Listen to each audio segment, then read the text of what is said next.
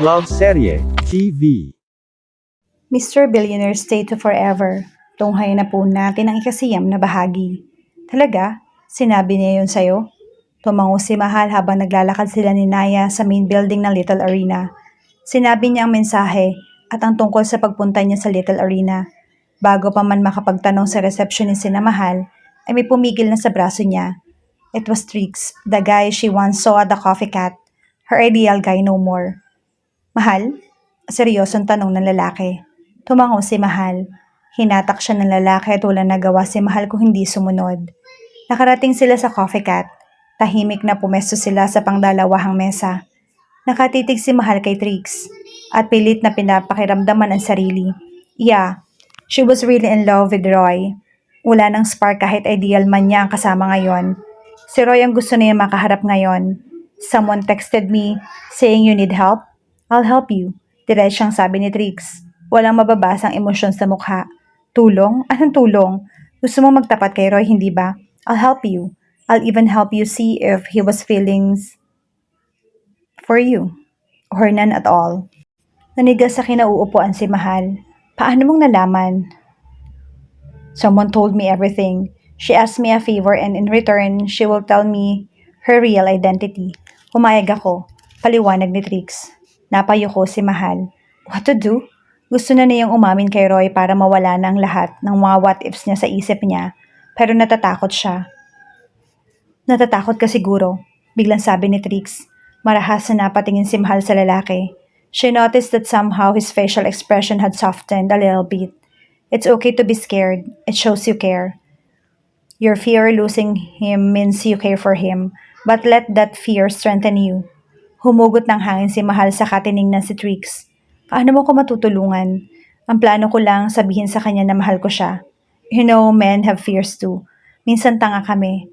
Hanggat hindi namin nakikitang mawawala sa amin ang isang bagay, hindi namin marirealize ang halaga nito. If Roy sees you with me, it might trigger something or it might not.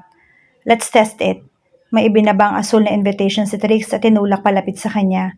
Be my date on Little Arena's anniversary. Gusto mo ring malaman kung magsiselo si Roy, hindi ba? Napalunok si Mahal. Tatanggapin ba niya ang alok o hindi? Kapag ginawa niya to, baka masaktan lang siya. Kapag nagkitang walang pakialam si Roy, on the other hand, gusto niyang malaman kung may halaga rin ba siya rito. Okay, I'll be there. His lips twitched as if he was smiling. Good. Gusto mong iumpog ni Mahal ang sarili. Tama ba yung desisyon niya? Hindi ba't parang binubuksan lang niya ang puso sa pag-asa at pag-assume? Lalo lang siyang masasaktan. Oh hell, whatever. Masasaktan na rin siya. Lulubos-lubosin niya na. Nang matapos ang pag-uusap ay bumalik na sa reception area sina Mahal at Trix. Nag-uusap silang dalawa nang mahagip ng tingin ni Mahal ang isang pamilyar na figura. Si Roy. Nagtama ang kanilang paningin. Nakita niya na parang ang pagdilim ng paningin nito bago ang nag-iwas ng tingin. He acted as if he did not see her when their eyes actually met. Nakagat ni Mahal ang ibabang labi para pigilan ang sarili na tawagin si Roy. In reality, she wasn't prepared to face him yet and to tell her feelings for him. She wasn't ready yet. Hindi pa siya handang marinig ang sagot nito. Gusto niya maging malakas. Gusto niyang mahanap ang lakas para lapitan si Roy at diretsahang sabihin na mahal niya ito pero pinanghihinaan siya ng loob. Pinisil ni Trix sa palad niya. Binilisan at binalingan ni Mahal ang lalaki. Hindi ito nakatingin sa kanya kundi sa pwesto ni Roy. It will be okay. Ewan ni Mahal pero may bahagi niya ang naniwala. Kay Trix, gusto niyang panghawakan ang sinabi nito. Pasimple niyang binalingan si Roy. Nagtama uli ang paningin nila. Something flashed in his eyes that instantly went away. Tinalikuran na siya nito at umalis. Jealous fucker, mahinang sabi ni Trix. Ha? Nothing. Susunduin kita sa anniversary. Little Arena will provide a dress for you. Sige, salamat Trix. I'm doing this for her. For? Umiling lang si Trix at manatiling tahimik. Mahal went through to Ray. Sa anniversary, hindi na siya maduduwag. Kahit ano ang kalalabasan, aamin na siya. Napabuga ng hangin si Roy. Sa wakas ay tapos na ang kaso laban kay Harry. Makukulong na ang lalaki kasama ang kasabwat na si Manuel. Ayon sa statement ni Manuel ay sa mga nakuhang evidence na patunayan na si Harry ang mastermind sa pagpapadala ng death threats. Finally, mahinang sabi ni Roy sa kahinagod ng buhok. Everything was finally going all right. He was done trying all loose ends and was now ready to open a new chapter in his life with her. Nang mga nakalipas na linggo, walang ginawa si Roy kundi ayusin ang sarili. He wanted to close the issue with Harry so the people around him, especially her, wouldn't be in danger anymore. And his heart, he was finally able to say goodbye to the love that never was. It was funny. The last time Roy was here at Bite Me, it was the day Faye had told him she loved Gab. It was the day he felt brokenhearted for the first time. Sa kabila niyon, pinili niya magstay ang dalaga sa puso niya. Roy thought he wouldn't be able to move on to the love other aside from Faye. Then Mahal entered the picture. She was refreshing, prangka, makulit, maloko, mabait, maganda, maalaga, masayang kausap, masarap kasama. Little by little, Roy could see the changes happening inside him. It was Mahal who made him want to move on. For the first time, he wanted to move on. Iyong mga araw na kasama niya si Mahal, iyon na siguro ang mga araw na pinaka-importante sa kanya. Nakikita niya ang sariling pinupulot isa-isa ang bahagi ng puso at binubuo ang mga iyon para maibigay ng buo kay Mahal, para mahalin niya ito ng buo. Ang ibang tao siguro sasabihin na hindi alam kung kailan sila makakaramdam ng iba. Pero si Roy, alam niya kung kailan nagsimulang mag-iba ang tingin kay Mahal. It was when they were at Mount Kilpitan.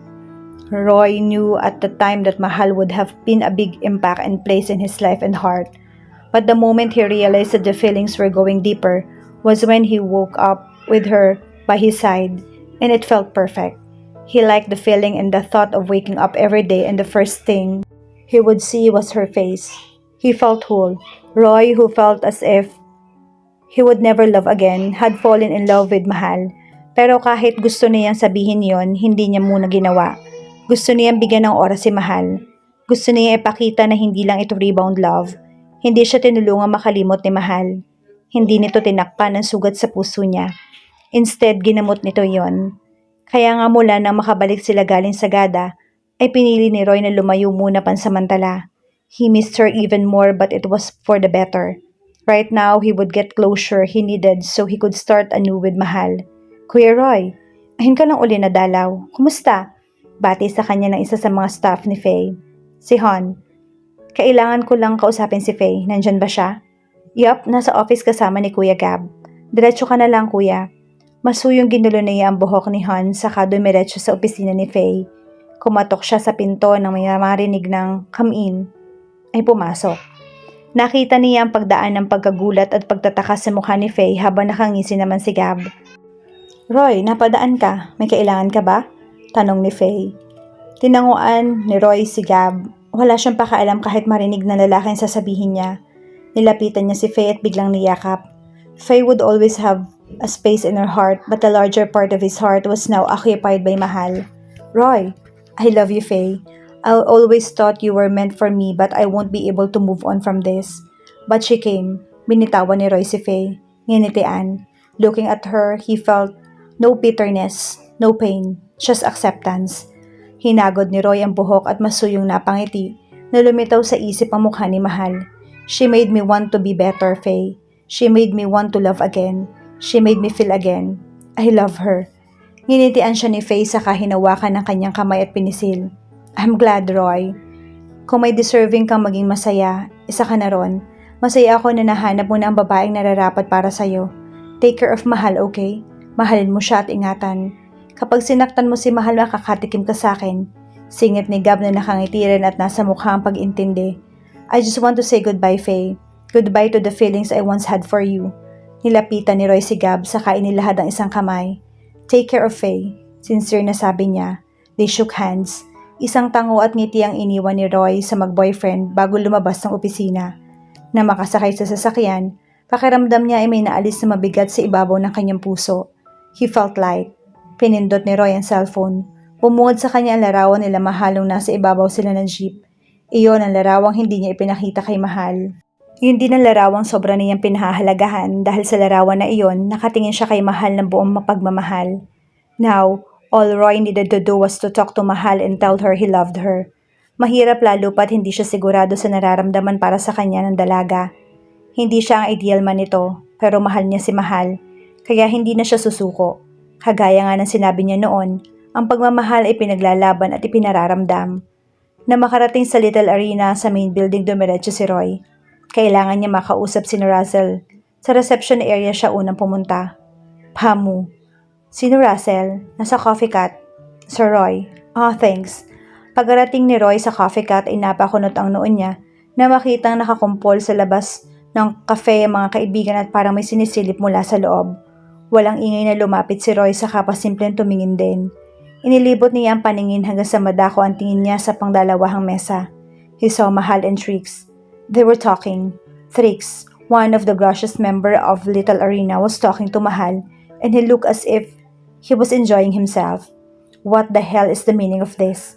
Sikmat ni Roy. Sabay-sabay na bumaling sa kanya ang mga kaibigan. Tinakpan ni Cade ng palad ang kanyang bibig. Shh! Hindi mo ba nakikita? Nagde-date sila ni Trix at Mahal. Huwag kang maingay dyan. Sita pa nito. Napabukas sara ang bibig ni Roy. Wala siyang masabi. Para na blanco ang isip. Mahal and Trix on a date? Tiningnan niya ang dalawa. Si Trix ang example ng ideal guy ni Mahal. He should let this go. Let her be with the man she wanted. But he couldn't. Actually, bago kayo umalis ni Mahal para magtago papunta ng Sagada, nanghihingi kami ng pabor sa kanya kung pwedeng kutusan ka para makamove on ka. Bilang kabayaran, nagawa ka man niyang tulungan o hindi, tinulungan namin siya makascore ng date kay Trix. Galing naman nakangising sabi ni Fritz. Naiinis na hinagod ni Roy ang buhok. Wala siyang pakialam sa pabor ng mga kaibigan. Fact, he needed Trix out of the scene now. Paninindigan mo ako, Cade. Sikmat ni Roy sa kaibigan. Nalaki ang mga mata ni Cade saka itinaas ang dalawang kamay. Wow pare, hindi tayo talo. Damn it. I love Mahal. Bulalas niya. Natahimik ang mga kaibigan ni Roy nang nagkatinginan bago sunod-sunod na tinapik siya sa balikat. Anong laban mo kay Trix pre? Type ni Mahal yan. Ikaw, inaasar mo pa si Mahal. Balita namin iba yung pakikitungo mo kay Mahal. Umiling na sabi ni Stanley. When I'm with her, it feels like it's okay to be me. And to be just myself. Bigla siyang hinaklit ni Russell sa braso at hinila palabas ng coffee cat. Patuloy siyang pinaupo nang makarating sa meeting room. Sa anniversary ng Little Arena, masquerade party ang plano namin. Unfortunately, late kang dumating. Ang date ni Mahal sa party ay si Trix, sabi ni Russell. Akman tatayo si Roy nang pigilan ng kaibigan. Ilang araw kong hindi nagpakita kay Mahal. Tapos bigla ka nalang susulpot na walang effort para sabihing mahal mo siya. Hindi siya maniniwala, Roy. Iisipin niyang pinakatakip butas mo lang siya. Na na-threaten ka lang dahil nakita mo siyang kasama si Trix. Ang payo ko sa'yo, effort, Roy. Show her you love her by making an effort. Inisip ng mabuti ni Roy ang mga sinasabi ni Russell. Tama ito. Hindi niya naisip na mararamdaman ni Mahal na mga panahong lumayo siya rito. He was stupid. He should give her an assurance. What should I do? Nang umisi ang mga kaibigan, gusto nang tumakbo ni Roy papalayo.